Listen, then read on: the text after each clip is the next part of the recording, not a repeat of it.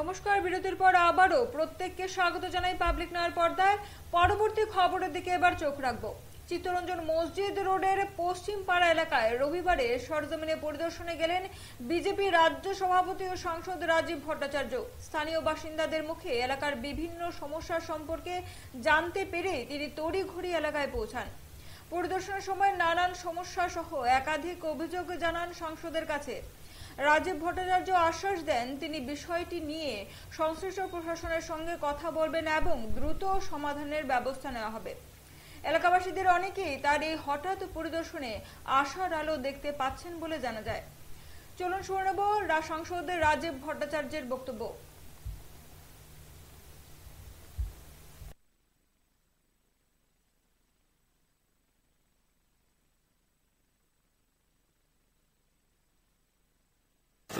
আজকে চিত্তরঞ্জন দেশকে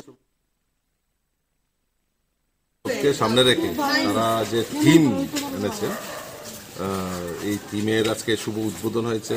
মেগা সেখানে স্বাস্থ্য শিবিরের আয়োজন করা হয়েছে। তার পাশাপাশি আমার এলাকার যারা রয়েছেন ওনারা অনুরোধ করলেন যে তাদের কিছু বেসিক সমস্যা রয়েছে, তো সেইগুলি সরজমিনে দেখার জন্য ওনারা অনুরোধ করেছেন। ওনারা অনুরোধ যেহেতু করেছেন, নিশ্চয়ই সেটাকে সাড়া দেওয়া, এটা মানে তাদের প্রতি সম্মান জানানো। তো এইগুলি পরিদর্শনকালে এবং তাদের সঙ্গে কথাবার্তা হয় এবং আগামী দিন এইগুলিকে কিভাবে নিরসন করা যায় তার জন্য আপ্রাণ চেষ্টা করা হবে। আজকে চিত্তরঞ্জন দেশবন্ধু চিত্তরঞ্জন এলাকায় আসন্ন দুর্গা উৎসবকে সামনে রেখে তারা যে থিম এনেছে, এই থিমের আজকে শুভ উদ্বোধন হয়েছে।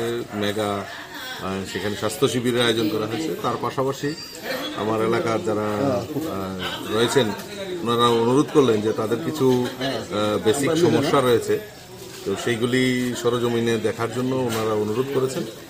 ওনারা অনুরোধ যেহেতু করেছেন, নিশ্চয়ই সেটাকে সাড়া দেওয়া, এটা মানে তাদের প্রতি সম্মান জানানো। তো এইগুলি পরিদর্শনকালে এবং তাদের সঙ্গে কথাবার্তা হয় এবং আগামী দিন এইগুলিকে কিভাবে নিরসন করা যায় তার জন্য আপ্রাণ চেষ্টা করা হবে।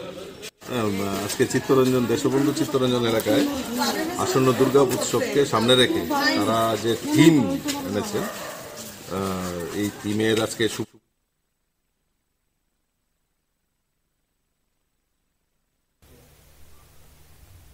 এখন সময় ছোট্ট একটি বিরতির।